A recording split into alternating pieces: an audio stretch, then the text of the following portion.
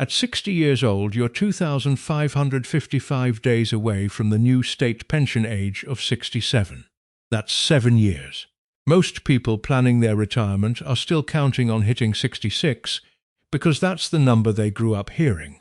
But the rules changed, and quietly, on the 6th of April 2026, the goalposts moved again. So the question worth asking isn't when you can afford to retire. It's what do you actually lose when you stop working, not just the paycheck. There are 7 things that go missing the day you hand in your notice, and most of them never show up on a spreadsheet. Some of you will retire in one clean break. Others are already doing something different without a name for it. They call it quiet quitting when a 25-year-old does it. When someone in their early 60s does the same thing, pulling back their hours and letting go of the extra project, it's not laziness, it's a test run. Research following people through this kind of gradual wind-down found they had a far smoother emotional landing than people who stopped in one go, roughly 60% smoother by some measures. That gap is the whole reason this video exists. There's a name for what happens to the ones who stop cold. Some doctors call it phantom limb syndrome, the mind still reaching for a job that isn't there anymore. It shows up in close to 4 in 10 people who retire suddenly, and I've watched it happen to people who did everything right on paper. We'll get to that. First, let's start with the loss that hits your bank account before you even notice the office door has closed. Here's the number most people miss when they hand in their notice. Take a typical full-time UK salary, which ONS puts at around £39,000. If your employer matches 5% of that into your pension, walking away completely at 60 means giving up close to £4,700 a year in benefits you never had to touch your own savings for. That includes the pension match itself and something called death in service cover, which usually pays out several times your salary if you die while still employed. The day you retire, that protection disappears too. And that's just the number you can put on a spreadsheet. It doesn't count what happens once the standing that earned you that benefit disappears in the same afternoon. Break down just the pension piece and the picture gets sharper.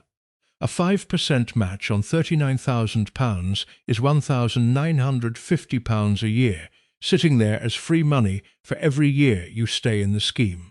Retire in one clean break at 60 instead of phasing down to 3 days a week until 63, and you've walked away from roughly 3 years of that match, money that would have kept compounding for another decade or 2 before you ever touched it. This is where quiet quitting, done properly, earns its keep. Pulling back is usually described as something younger workers do to protect their energy.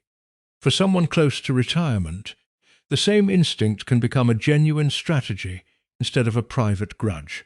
The mistake is doing it silently, checking out in your head years before you check out on paper, because that's when you lose the one thing that actually protects you, the standing to ask for a different arrangement.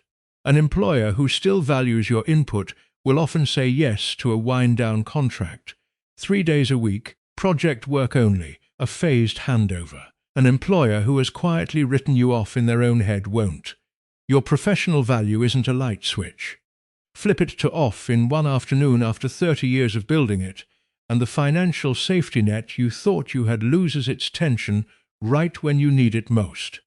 If you're in that pre-retirement zone and want to make sure you're not leaving thousands of pounds on the table while you protect your own headspace, that's exactly what this channel is built around. But the money isn't the hardest thing to lose. It's what starts happening in your head at 9 in the morning on a Monday, when your phone stays quiet for the first time in 30 years. David spent 30 years as a project manager in Birmingham, the person everyone called when something broke. He was 62 when he retired, and for the first few months he told people it felt like a long holiday. Then 6 months in, his wife noticed something odd. He was checking an empty Outlook inbox 10 times a day, refreshing a screen that had nothing left to say to him. There's a real mechanism behind that, not just a bad habit. 30 years of urgent emails and last-minute deadlines trains your brain to run on small hits of cortisol and dopamine. the chemicals that come from being needed and from solving a problem under pressure, retire in one afternoon, and that supply doesn't taper off gently. It just stops, the way a tap gets turned off mid-flow, and the brain keeps reaching for a hand it used to be able to open. It wasn't that David missed the work itself. He missed being the person who was needed. Doctors sometimes call this phantom limb syndrome, the mind still reaching for something that isn't there anymore, and it shows up in a large share of people who stop working in one clean break rather than easing out of it. Here's the part that costs people the most if they don't see it coming. If nothing steps in to replace that structure, the craving for urgency doesn't just fade on its own. It usually finds a new target, often health worries or money worries that get blown up far bigger than they actually are, simply because the brain still wants something to solve. The fix isn't complicated, even if it feels strange at first. Pick one non-negotiable appointment that has nothing to do with work, a 10 o'clock walking group or a Tuesday swim, something with other people built into it, and treat it with the same seriousness you used to give a client call. It won't replace 30 years of being needed overnight, but it gives the brain somewhere else to send that energy. David thought losing his title was the hardest part. He was wrong.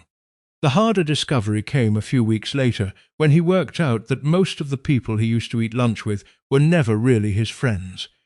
They were just standing close to him for 8 hours a day. Work gives you two kinds of friends, and most people never notice the difference until one of them disappears.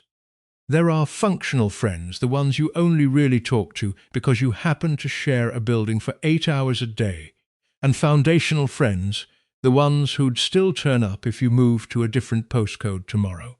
Retirement runs a quiet audit on your entire address book, and it usually finds out which is which within the first year. Age UK puts a number on what happens when that audit goes badly.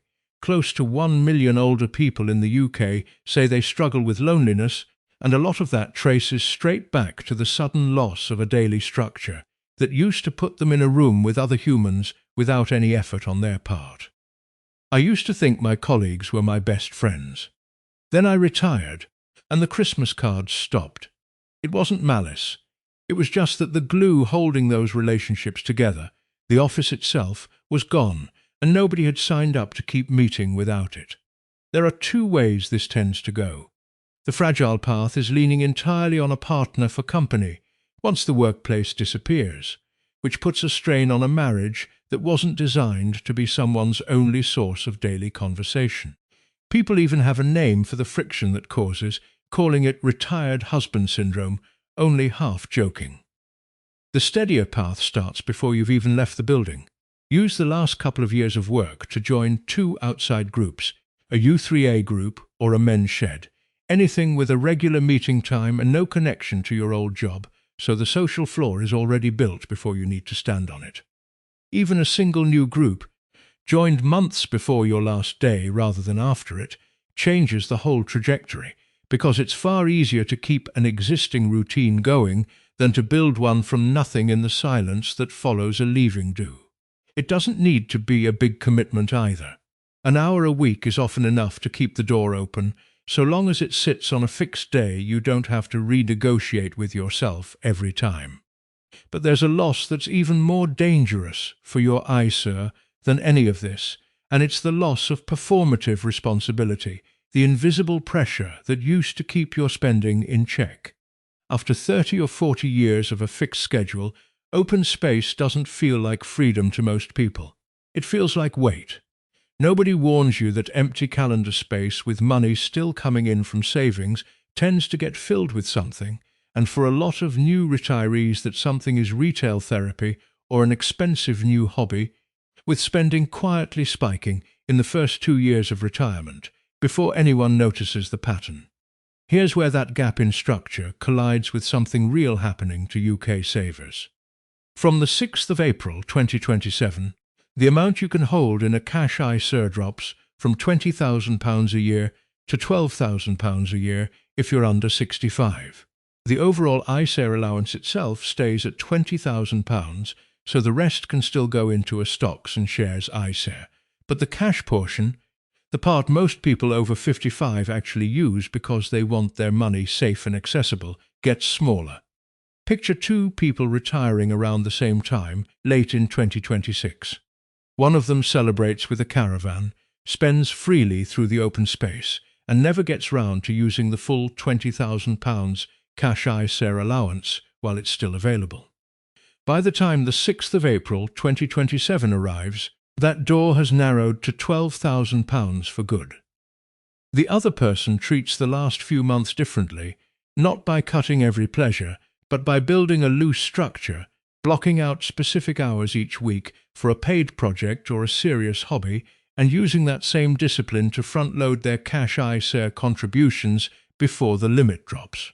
Run the numbers and the gap is real, if not dramatic. Losing £8,000 of yearly cash ISA capacity, assuming a 4% return, works out to something in the region of £1,500 in lost tax-free interest for a couple over 5 years. That's not a fortune. But it's real money, sitting on the other side of a habit that costs nothing to build, knowing what your week looks like before it arrives, instead of discovering it by accident. Nobody needs to turn the first year of retirement into a spreadsheet exercise. The point is smaller than that. Decide in advance which 2 or 3 mornings a week have a job to do, and the rest of the week tends to keep its shape instead of dissolving into whatever the day happens to throw up. If you think the open space is only about time, wait until you see what happens to the drive that used to get you out of bed at 6 in the morning. Somewhere in your late 50s or early 60s, the drive to climb, to chase the next title, the next promotion, tends to soften. A lot of people mistake that softening for losing themselves. It usually isn't. It's closer to a biological transition than a personal failure, the same shift in energy and risk appetite that shows up in people well before retirement even enters the conversation. But there's a practical reason this particular moment matters more than it used to. If you were born on or after the 6th of March 1961, your state pension age is 67, not 66. That single-year change stretches the bridge between an early retirement at 60 and your state pension from 5 years to 7. 2 extra years of your own savings have to cover that gap before the government check arrives.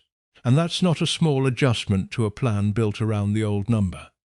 It helps to remember this isn't the first time people in this age group have had to adjust course under pressure. Plenty of today's retirees were mid-career during the 2008 financial crisis, forced to rethink pensions, mortgages, and job security all at once with almost no warning. That generation adapted. The identity pivot that comes with retiring is smaller than what a lot of people already got through back then, even if it doesn't feel that way from the inside. You're not losing your spark. You're changing the fuel it runs on. But you do need an honest look at how much fuel is actually in the tank. The full new state pension sits at £241.30 a week for the 2026 to 2027 tax year, which works out to a little over £12,547 a year. The income tax personal allowance is frozen at £12,570. That leaves a gap of just £23 a year between your state pension and the point where any other income, a part-time wage or a small rental income, starts getting taxed. It's worth sitting with that £23 figure for a moment, because it means almost no extra income arrives untouched, which changes how much a part-time wage is actually worth to you once tax has taken its share. This leads to the final, most surprising thing you lose, and it's the only one on this list that actually sets you free. None of this needs a complicated plan, just 3 honest steps done in the right order. Start with an audit. Write down the 5 people you talk to most at work right now. Then ask yourself plainly, how many of them would you still see socially if you stopped working together tomorrow? For most people, the honest answer is 1 or 2, and that's useful information. Not a verdict on your life. It just tells you where the real gaps are before retirement forces you to find out the hard way. Next, use the quiet quit pivot properly instead of doing it by accident. About 24 months before your target date, ask your employer for a 4-day week or something close to it. You're not doing this to coast. You're doing it to protect the pension match, the benefits, and the standing you built over decades, while giving your identity a slower, gentler landing than a single leaving do can offer. Then handle the ISA piece while the door is still fully open. Use the full £20,000 cash ISA allowance for the 2026 to 2027 tax year if you can manage it, because from the 6th of April 2027 that cash portion drops to £12,000 for anyone under 65. It won't change your life to get this right. It will change what interest you earn tax-free for years afterward. I remember the first Tuesday I didn't have a meeting. I sat in my garden in Surrey with a cup of tea, and for 20 minutes I felt like I was playing truant from school. That feeling is completely normal, and it doesn't mean anything has gone wrong. Once you let go of the performative busyness that used to fill your day, you finally get a clear look at the one thing all that busyness was hiding from you. So here's the honest recap. You lose the title that used to answer for you in a room. You lose the pings and the low-grade urgency that kept your brain occupied for 30 years. You lose the water cooler friends who turn out to be, for a lot of people, just proximity acquaintances rather than the real thing. And underneath all of that, you lose the version of yourself that let a job description do a lot of the identity work for free. None of that has to be a loss you simply absorb. Every one of those gaps has a resilience path sitting right next to it, phasing out instead of stopping cold, building 2 outside groups before you leave rather than after, maxing the cash ISA while the door is still wide, negotiating the wind down instead of walking away in silence. The quiet that follows retirement isn't an empty room. It's closer to a blank canvas, and the only real decision left is whether you're the one holding the brush, or whether you leave it in the hand of whoever used to be your boss. If you want help getting through the state pension age rise and the 2027 ISA changes without doing it the hard way, that's exactly what this channel is here for, and you're welcome to stick around for it. Retirement isn't the end of the story, it's just the end of the prologue. I'll see you in the next video.